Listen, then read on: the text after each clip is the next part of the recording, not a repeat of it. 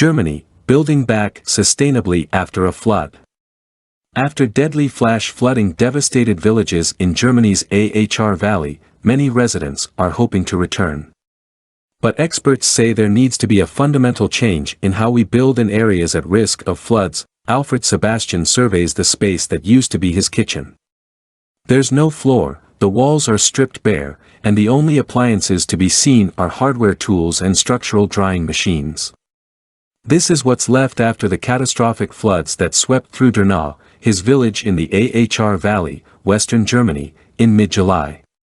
It all happened so quickly that there was no way to get any of your belongings to safety. We weren't expecting this amount of water, he says. Known for its picturesque vineyards, the region was left devastated after heavy rainfall turned the usually peaceful Ahr River into a raging torrent. Sebastian, who is Dernau's mayor, was forced to retreat to his home's upper floors as the water inundated the basement and the ground level. However, since his house was a bit further up the hill, he was better off than most.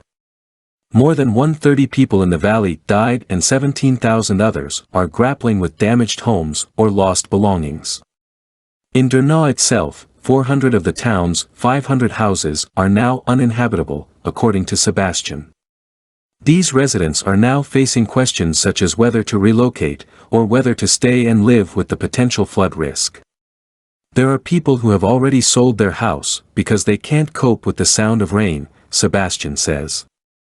They don't want to live with the constant fear that this flash flood could happen again. I myself can deal with it, but I must admit it is always in the back of my mind. The government has approved a €30 billion, $34 billion, fund to support those affected by the flood. Authorities have also published updated flood zone maps of the Ahr River Valley, showing where new construction is no longer permitted. Of the thousands of homes that were damaged, local authorities have said just 34 are not allowed to be rebuilt due to flood risk.